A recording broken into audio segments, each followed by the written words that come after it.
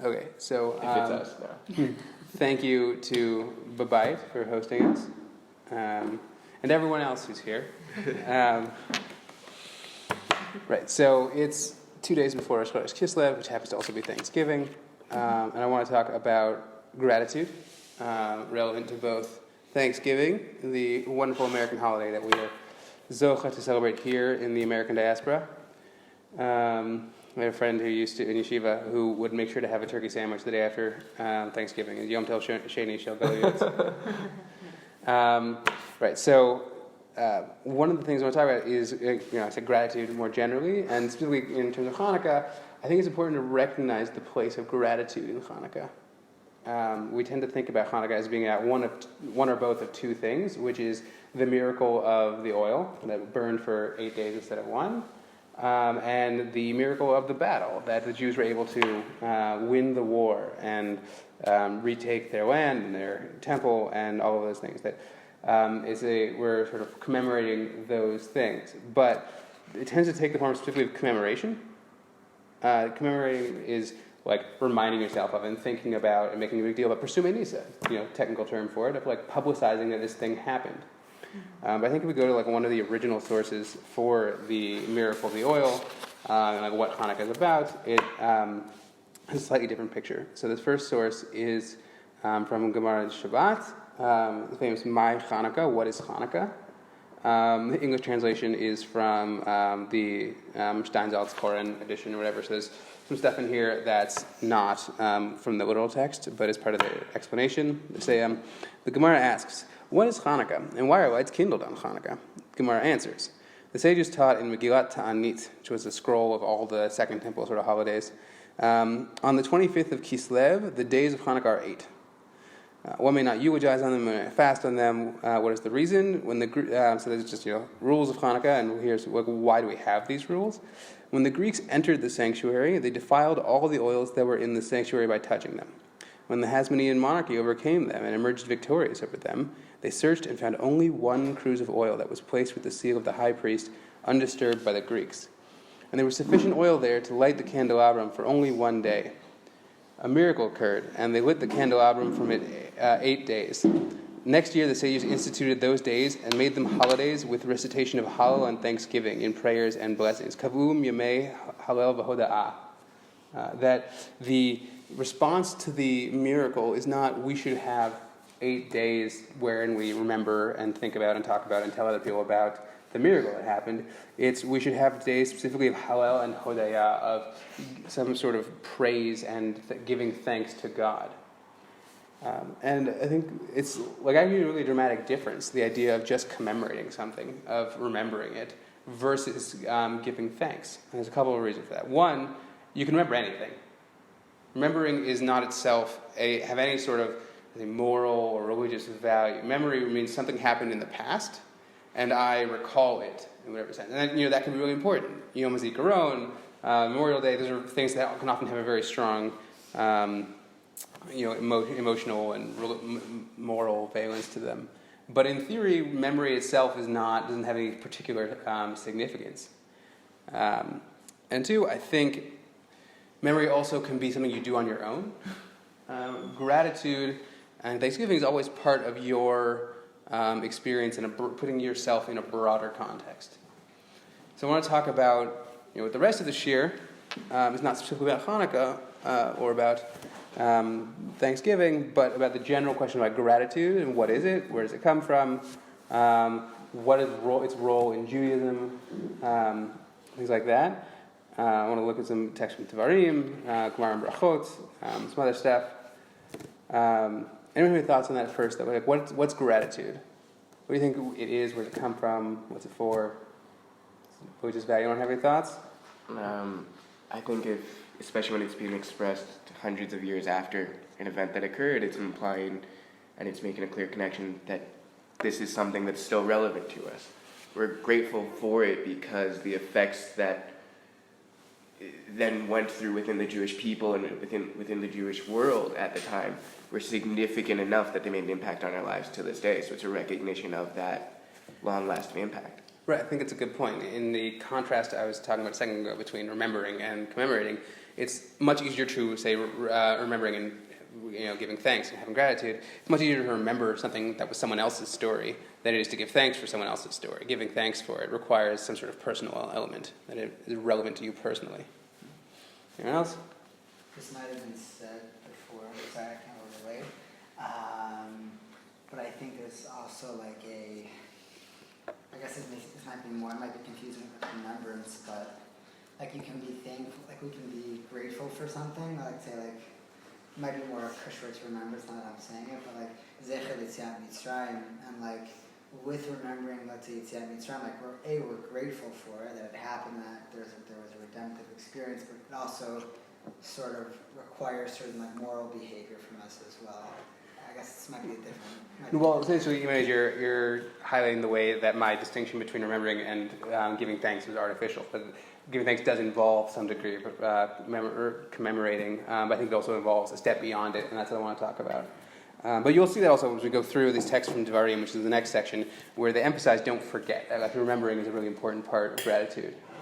So this next section is going to have two different passages from Sefer Devarim, because I think gratitude is actually a really important part of Sefer Devarim. It doesn't necessarily use the word gratitude, but it's going to, I think, really help us talk about like what it means to be grateful.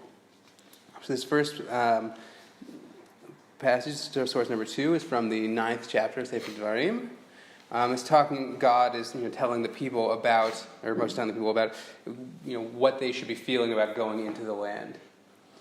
He says, "Hear, O Israel, Shema Yisrael, you are about to cross the Jordan to go in and dispossess nations greater and more populous than you, great cities with walls sky high, a people great and tall, the Anakim, of whom you have knowledge, for you have heard it said, who can stand up to the children of Anak? Know then this day that none other than the Lord your God is crossing at your head, a devouring fire. It is he who will wipe them out. He will subdue them before you, that you may quickly dispossess and destroy them, as the Lord promised you. And when the Lord your God has thrust them from your path, say not to yourselves, the Lord has enabled us to possess this land because of our virtues. It is rather because of the wickedness of those nations that the Lord is dispossessing them before you. It is not because of your virtues and your rectitude that you will be able to possess their country, but it is because of their wickedness that the Lord your God is dispossessing those nations before you, and in order to fulfill the oath that the Lord made to your fathers, Abraham, Yitzchak, and Yaakov." This is a recurring theme throughout Sefer Devarim. What you're getting, you do not deserve. God is taking the people who are coming into the land are the second generation in the desert. They are very clearly not even the people God took out of Egypt, and they're not the forefathers. They're the sort of generation that came after. And God is sort of emphasizing what you're getting the land is not because you have earned it. It's because God, either on the one hand, the other people don't deserve it anymore. God gave the land to the nations who lived in it, and they no longer deserve it. It's a recurring theme in the Torah and Midrashim that the people who lived in the land no longer deserve it. But also because God promised the land to Abraham, Yitzchak, and Yaakov, that for Bnei Yisrael to receive it is not because they earned it. It's because they are lucky enough to be connected to people who came who had a promise to them. And on some level, that's I think the fundamental aspect of gratitude is to recognize that you've received something that you did not earn. There's something that exceeds you. Part of it is recognizing you're in a larger context. You're part of a story that's much larger than yourself. That it's a story that started generations before you were born, if not stretching back to the creation of the world. And the Torah does that. The Torah puts Bnei Israel's existence and receiving the land in a universal context. First Rashi in the Torah famously connects receiving the land directly to the creation of the world. But recognizing that your story didn't start from you is, I think, really important. The flip side is, I think, a certain sort of hubris and arrogance of I can sort of, earn everything and make my whole life the way it can be, and I am always sort of capable of making everything I need and getting myself what I need. The sort of extreme cases that are used to demonstrate this issue are the first years of your life and the last years of your life. That no one can be totally independent and only get what they deserve and earn everything, get themselves everything they want, everything they need when they're a baby. and then at the extreme of old age, where they're just physically not capable anymore. And so gratitude is about recognizing that, even when we're not in those moments, even when we're in the prime of our life, there's so many things in our life that we just, receive without having earned them and made them for ourselves. Any of this landing on anyone? Sound right? Sound wrong? Might make it coming clear here. What's it called then when you receive something you deserve? I mean, I guess you could call it all kinds of things like reward, payment, compensation, salary. There's no middle ground, I guess. Well, what's the middle ground? I mean, is there something that's both? You could have. I think you could have both. Like you deserve, but also you receive anyways, or you receive regardless of whether or not you deserve it. I think that's sort of a binary of either you deserve it or you don't. There's no sort of half deserving something. Right. But are there ever instances? Sorry, I cut off. No, I was not. I had never. Yeah, go ahead. Are there ever instances in which there's because you see a lot of examples of it's never that the people deserved entry into the land. It's always there's Zchut Avot, they're the nations who are inhabiting the land are no longer worthy of it from a moral or spiritual perspective.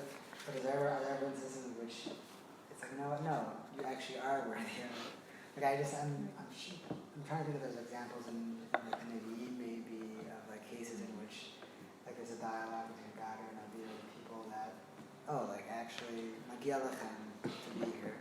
So I think probably not in Nevi'im. Nevi'im is a harshly moralizing. In fact, almost any sort of text that's historically describing Bnei Israel or people or the Nevi'im talking to Israel, Bnei Israel are sinning and evil. There's, to my knowledge, 2 texts where Bnei Israel aren't sinning, which is say for Megillah Esther, where Haman's the Jews are following their laws, and then the first half of Ezra, the Jews are described as following the Torah and stuff. But everywhere else, the Jews are sinning. Pretty much, famously, the Torah skips 38 years in the desert, and the question of why it does that. Maybe the Midrash suggests that Moshe just didn't get prophecy in that time, but it seems basically because Israel weren't screwing up, and we have all of the other screw-ups written down. But I think where you might find more what you're looking for is in things like the second paragraph of Shema, V'ha'im Shemoah, which is not about, you deserve it, but here's what you do in order to deserve reward, which is another theme throughout Devarim. Devarim, as much as it's full of, here's you're receiving something you did not earn, and here's how you respond to that, it's also full of, here's what you do in order to, get reward. In order for God to bestow bounty upon you, follow the mitzvot and be good to each other. Fear and love God, walk in His ways. The question is if that is just a terminology of you did it so you deserve it, or meaning deserve is sounds like a very deeply seated tautological you did this so you get it, as opposed to there is this divine system of schar v'onesh that is in place that you should be aware of, so that you know what things are expected of you, so that you know what Y corresponds to which X. Right. So the truth is, the moment you have a correspondence, a real system where there's a fixed input and output, you do the mitzvot, you get the reward, then it really does feel like a function of sort of deserve. The answer might be that, despite how Sefer Devarim might seem to imply, sometimes it's never actually that fixed. That God, because God is all transcends any system, it's never that simple as input and output. Right. All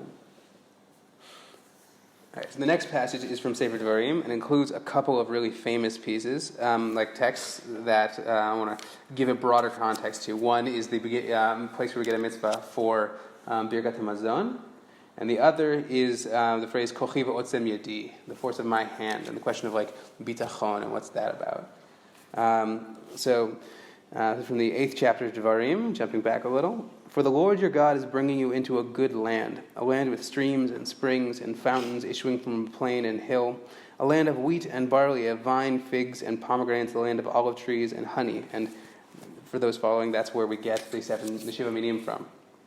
A land where you may eat food without stint, where you will lack nothing, a land whose rocks are iron and from whose hills you can mine copper.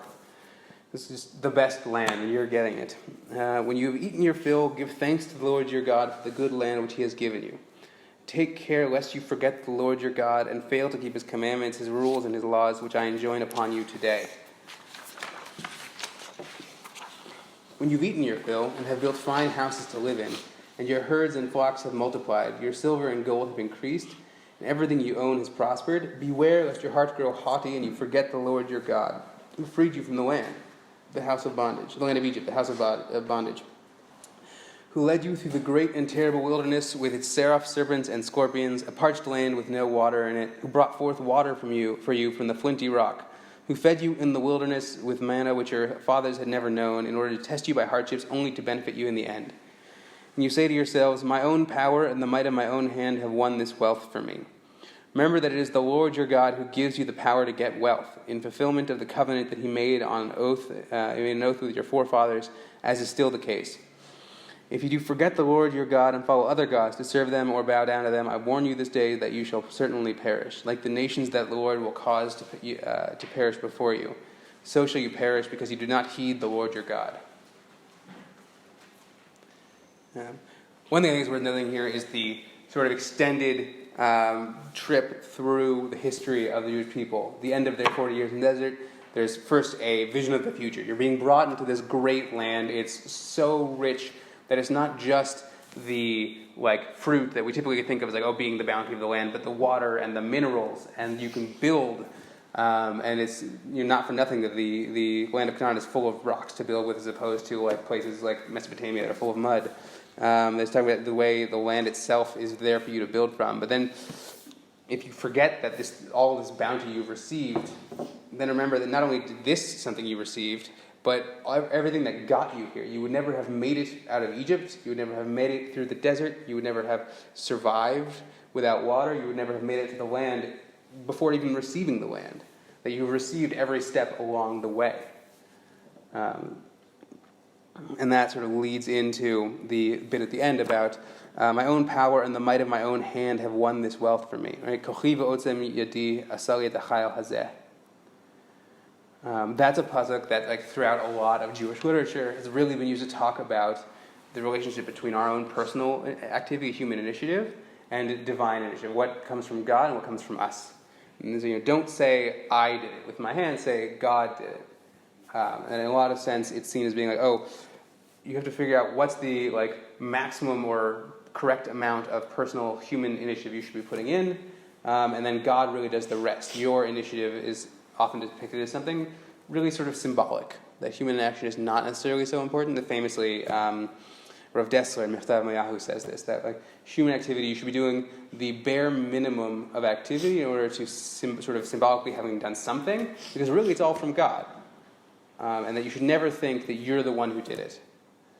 And I think that has its own place in discussions about how this works, but I think it's really worth noting what's happening in this text. It is not, your action doesn't really achieve anything. It says, no, your action really achieves stuff. You can make things. But don't say, Kochi v'otzem yadi, don't say my own power and the might of my own hand has said this. Rather, remember that it is the Lord your God who gives you the power to get wealth. It's not that your actions don't do this. Your actions are always based on something. The things that are so close to you that you don't even pay attention to them, the strength of your arm that allows you to make the work of your hands is what comes from God. That it's not just that, the things that happen outside us, that happen to us, all come from God. Is that the very, literally the matter that makes up our bodies comes from God. That we can act in the world and forget where we came from, and that is the problem. It's not we'll act in the world and think we've achieved things when really we haven't. We're just players in a bigger game. It's that we forget that, before we even begin to act in the world, our starting point, the homes we're born into, the family, societies, everything. It all comes from God before we even get there. So, in relation to the other method or way of thinking about bitachon and histadlut that I was talking about, I think this can be in many ways more empowering. The other way, in some sense, is your actions are meaningless. that really the things you do don't matter, it's sort of an illusion, and you should try and minimize the illusion as much as possible. This is no, the things you do really matter. You have an effect in the world, and that's part of why, there's this pasuk is surrounded by warnings about the proper thing to do and not do, because your actions matter. But what this really requires of you is recognizing that, not that you're powerless, you in fact have great power, but that the power you have doesn't come from you. That you're always working with something you've received.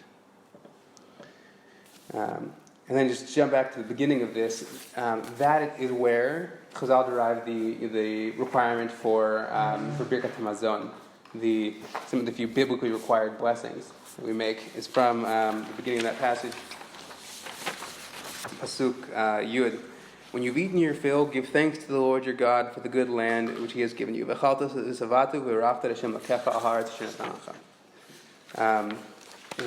the bracha, the mitzvah of Birkat Hamazon, is when you eat something, you realize, oh, I'm full now. I have received something, and therefore I have an obligation to give a bracha. And that's sort of the second aspect of gratitude, is the way it generates requirements.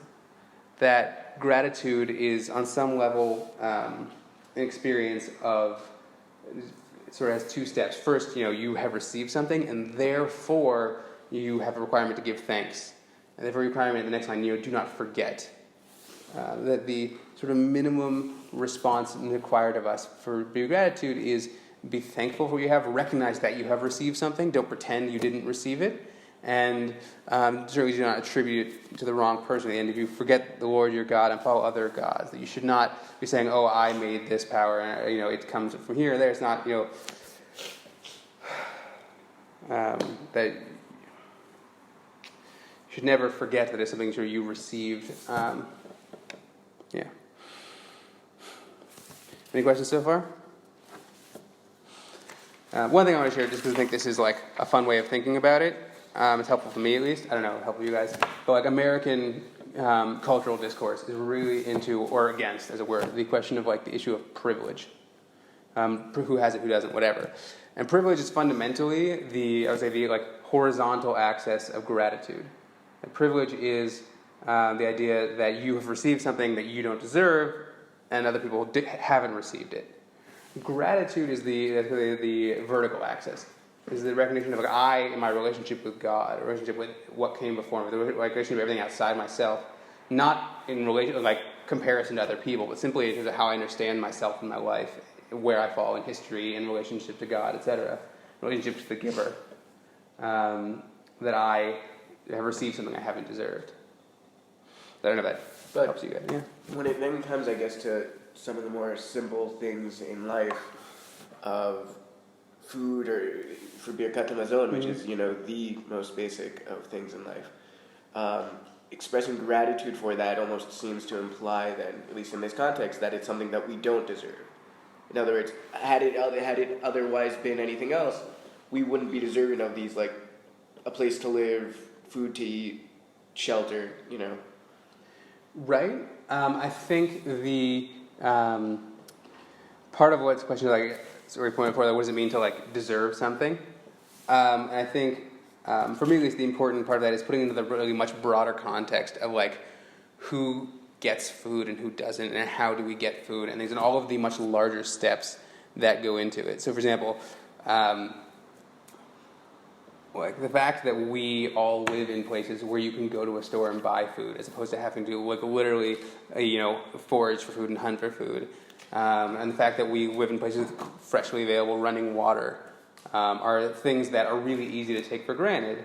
And so when we giving thanks for the food we had that we made, it often does feel a little weird to be saying, oh, I don't necessarily deserve this entirely.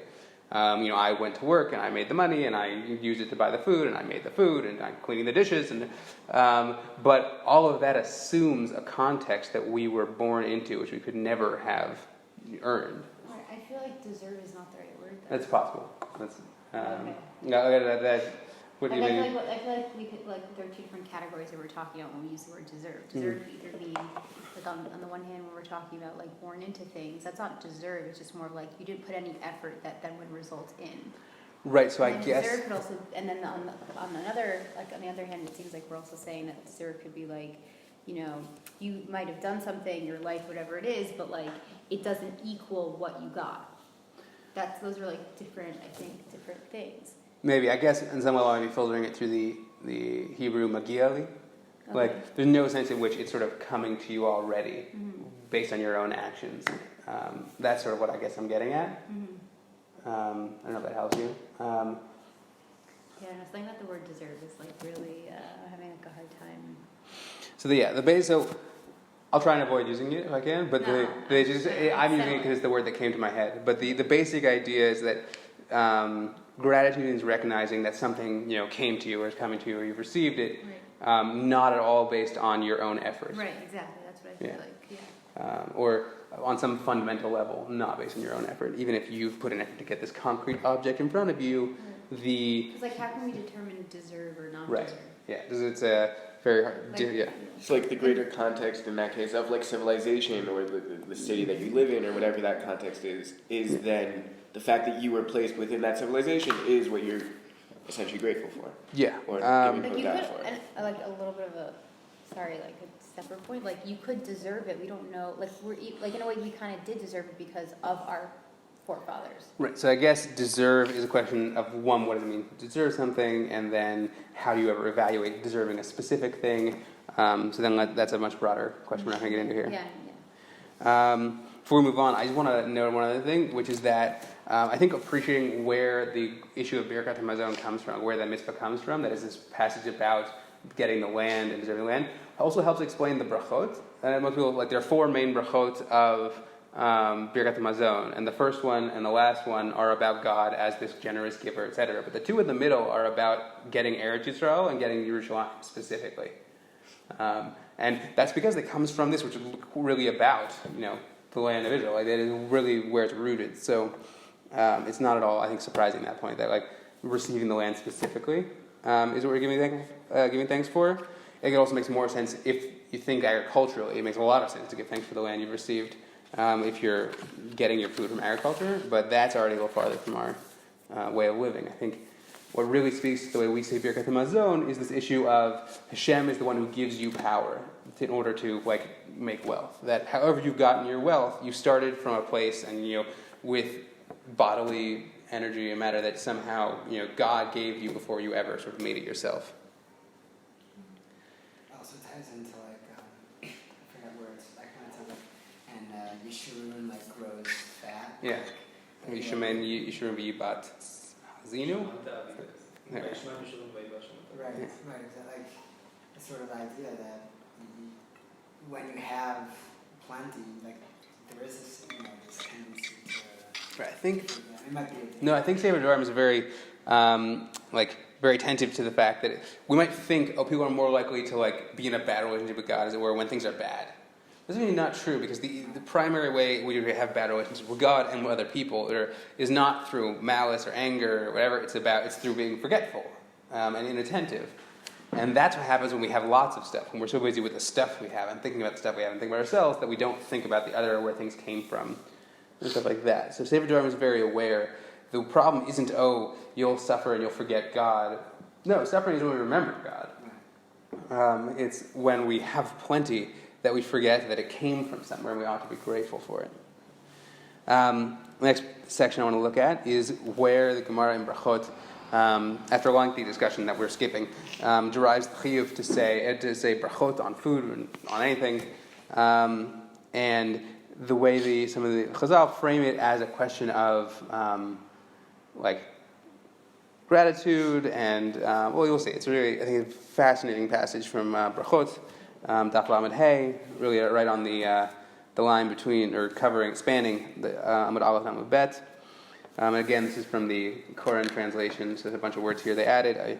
The fundamental obligation to recite a blessing over food is founded on reasons, svarahi. One is forbidden to derive benefit from this world without a blessing. That's their framing as a fundamental, it's like a logical statement. You're forbidden to derive any benefit from this world without saying a bracha. The sages taught in a Tosefta. Tosefta is sort of like a predecessor or parallel to the Mishnah.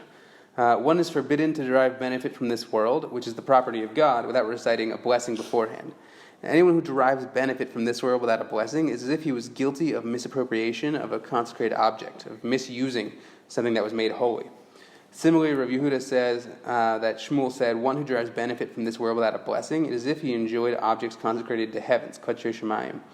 As it is stated, Lashem ha'aretz u'molovo, the earth and all it contains is the Lord's, and the world and all those who live in it.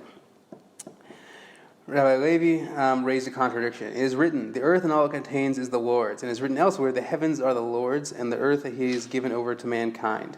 There's clearly a contradiction with regard to whom the earth belongs. One pasuk says, Hashem ha'aretz u'molo'o, the earth and everything in it belongs to Hashem. The other says, Shemayim la'Hashem v'aretz natan libnei Adam. So Levi himself resolves the contradiction. It's not difficult. Here, the verse says that the earth is the Lord's, refers to the situation before a blessing is recited. Before you've said a bracha, the earth belongs to Hashem. And here, where it says that he gave the earth to mankind, refers to after a bracha. Somehow the process of saying a bracha moves, the world in general and the specific object on which you've made a bracha from the category of gods to the category of, man's, belonging to people. Anyone have any thoughts on this Gemara? Going for brachas? Yeah.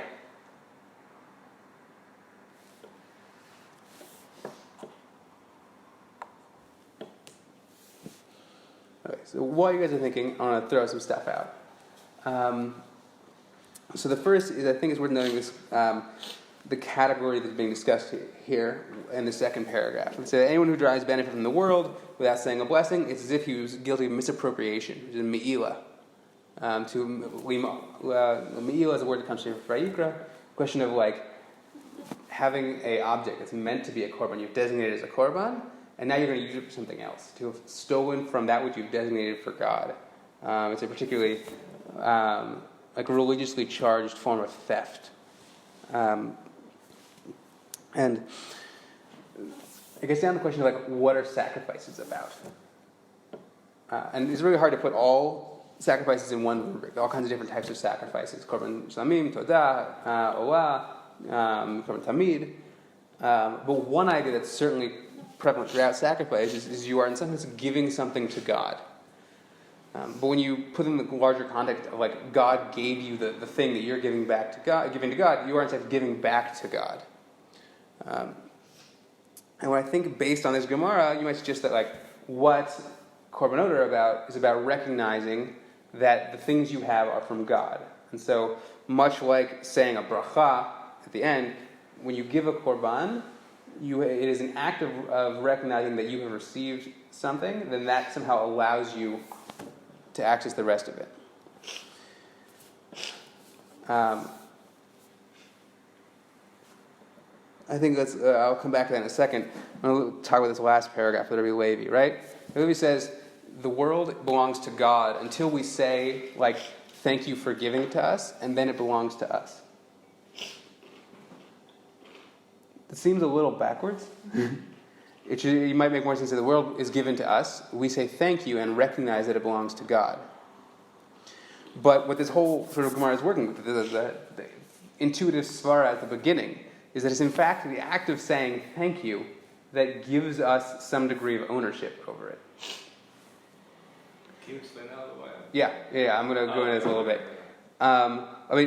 To the degree that this is hard to comprehend, it's fundamentally there's weird French postmodern theorists who've figured out how to talk about this, which is they call it the aporia of the gift. It's the thing that doesn't make any sense about gifts. There's a Christian theologian from France named Jean-Luc Marion, who wrote a phenomenal article on sacrifices that talks about this issue. Is that the issue with gifts is that a gift, and you bear with me, isn't fully given until it stops being a gift. I haven't given something to you fully until it's totally yours and I don't have any claim on it anymore, right? Until you can almost forget that I gave it to you. As long as I have some claim on it still, then I'm really holding on to it. And I think if you think about, a plot from 100 different sitcoms and movies where someone gives someone a gift and then tries to make demands on them based on that gift, right? The Quid pro quo. Speaking of popular American culture, that is not a gift. It's only really a gift once like ownership has gone completely, been totally transferred into the other person's reshut, their domain. So we, on some level, if God has given us, say, everything as gifts, or we receive things from God, we haven't fully received it until it stops being God's. The problem with that is that then it's not a gift anymore, it's just a thing you have. Like, in order for it to be a gift, the idea of a gift is that it came from someone, that you got it without having sort of it just being yours. You received it from elsewhere. That's the whole point of the gift. Yes, Yeah. exactly. So, they say, like, it's the baked-in paradoxical contradiction of gifts is that they must at once, like, they're a little bit impossible, because in order to fully be a gift, it has to become totally yours, and also at that point, it's not really a gift anymore. So it has to... So what Jean-Luc Marion suggests, like the whole purpose of sacrifices, is you're taking a moment to give the gift back, as it were, to like recognize or to reattach it to its giver. That if you received everything you have, then you take an animal and say, this actually came from God. And so by giving this back to God, I'm remembering and like sort of marking everything as having come from God. But in a way, God is expecting us to, I guess, so to speak, return the favor. You know, like, I'm just thinking out loud. I mean, depending on you return the favor. Well, I'm not sure what you mean by that. Meaning, like, God wants us to be grateful for the gifts that He's given us. So isn't... Right. I'm just trying to think based on... let me think No, about so I think that also gets into questions of what Mekubalim call avodat tzorach gavoa here. Like, is our work something that's good for God, that God wants for His sake, or is that like something God wants for us, because it's good for us to be grateful, or questions of that. Right. But I think the like intuition around the function of korbanot, or in this bracha, like, is exactly what's happening here with the function of brachot. That the world belongs to God until we make a bracha and say, oh, belongs to God. And that's actually what enables us to sort of receive it. That in order to have received it as a gift, we have to recognize that it came from somewhere. So without that, it sort of belongs to God, and we would be abusing it to sort of just take it and have it acknowledge that it actually belongs to God. Okay. Anything else I want to say about that? Okay. So everyone's good with that. Fun and somewhat confusing Gemara. I want to move into the next half of the class. I'm going to talk about the idea of creation as a gift and its relationship with mitzvot. This is from Rav Sajigo, who lived beginning of the 900s, one of the sort of beginning of the philosophy of the Rishonim. He wrote a book called Emunot V'Deyot, which sort of goes try and categorically talk about every aspect of Judaism and Torah and Nevuah and stuff. Really wonderful text. And he talks about creation. He's really into proving and demonstrating that God is a creator. And at the end of that, he has a whole, like a brief passage about, well, why, if we talk about God as creator, why did God create the world? And he gives like three options. He said, sort of imagining these interlocutors, they might ask, based on what cause did the Creator create everything that exists? There are three answers. One, we can say that God created without cause, and even so was not wasteful, because a person is only wasteful when they do something without cause. If they don't know what the value it has, that's not relevant when it comes to the Creator. So one is God just sort of did it, not exactly randomly, but without any sort of specific reason. God just decided to do it. It's not wasteful because God's doing it for a valuable reason. 2, God wanted to reveal His wisdom and display it. 3, God wanted to give to the creations by virtue of His commanding them and their obeying Him. The idea in the last bit here, God wanted to give to His creations by virtue of His commanding them and their obeying Him. That for Sajigon, part of the reason that, like, the way the world is a good place for us is we can do mitzvot and earn reward. We'll talk about that a little bit more in a second. But what I want to talk about here is he gives 3 reasons for God plausibly creating the world. He said, these are the 3 reasons I can think of. And on some level, that's a question of like medieval metaphysics and philosophy and trying to theology, just trying to sort of figure out how everything works.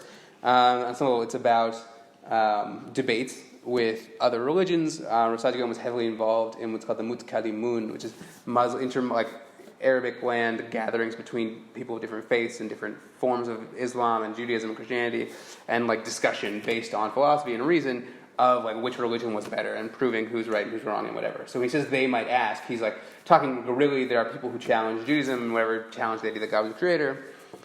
But I think also these three ways of thinking about creation are really three ways of experiencing being in the world. That we can experience the world as something that happens sort of randomly. We might trust that it's for a good reason, but it's God just decided that it be so. Fate. It has to be this way. When something happens to you, there's no good reason for it. It's just what happens. Another way is God wanted to reveal his wisdom and display that the world is somehow very wise. That everything that happens is based on, it happened for a reason. You could, in theory, if you had the full picture, you could figure out why everything happens the way it happens and what's the value of everything. The third way is, I think, a sort of compromise position, is that God created as an act of giving, as a sort of a gift, which means that there might not be some sort of well thought out reason for why each thing happens, but it's not random, it's not fate. There's some sort of good impulse that lies behind it. And so to live in that kind of world is to be aware, as we saw in Sefer Devarim, of like, oh, I have received this world. I have born into something that is fundamentally given to me. That I really to live as someone who's receiving things. And so for Saadia Gaon, I think that's important, not just, like I said, in the abstract sense, but also in the very simple existential sense of how you relate to things that happen to you and how you relate to being alive and created. And part of why that's, I think, important is for the second passage here. It comes from later in the book, where he's talking about the mitzvot and like why we do mitzvot and stuff. And he, Rav Saadia Gaon came up essentially sort of with this distinction between, in Hebrew it's called mitzvot sichliot and mitzvot shimiot. Reason-based mitzvot that we would just do anyways, because they make perfect sense. They're our basic sort of intellectual and moral intuitions. Don't hurt people, don't tell lies, and on the other side is mitzvot that are just based on, they're obedience-based. We don't do them because they make sense to us. We do them because we are obeying God. So that in that context, he says, reason obligates a person to respond gratefully to anyone who gives good to them, with a good if the giver needs it, or with thanks if they need nothing. Since this is one of the originary obligations of reason, originary meaning so like original that there's nothing before it, it is impossible that God would abandon it in regard to himself. Therefore, it is necessary that God would command his creatures to serve him and praise him for creating them. In a sense, because of the moral obligation of gratitude, God couldn't have not given us mitzvot. We had to get mitzvot in order to have some way of being grateful to God. So we will perform those we were commanded to desire and those we were warned to avoid. Mitzvot aseh, mitzvot lo taseh, from the perspective of obedience. And in this second sense, they're included within the first part. So even the mitzvot that are just sort of obedience-based, they're not based on our intuitions or moral sense or whatever, actually are. Because even if on an individual level, the mitzvot, like shatnez, right? There's no instinct that tells us, keep wool and linen separate, no moral or intellectual intuition. But we do have a moral intuition that we should be grateful and respond with gratitude to our Creator, the one who created us and put together the world that gave us life. And so out of that, we follow, even the mitzvot that don't make sense, the chokim, the things that don't have clear reasons, simply based on our moral intuition of gratitude. And I think that is I'd say it's my favorite way of thinking about mitzvot that don't make sense, which is that, it's not about, say, sacrifice and submission, or that. No, gratitude is a really important moral and religious value. And so the mitzvot that don't make sense to us are things we do out of gratitude. It's also important for, any sort of relationship you're in with another person. The things you don't make sense to you sometimes are good to do because you care for the other person, but also because you're grateful to them for things they've done for you.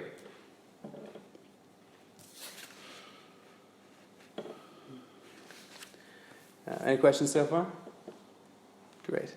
I want to move into the last section of the shiur, which is going to be a piece from Rabbi Nachum Froman talking about like I think sort of the broadest possibility of gratitude.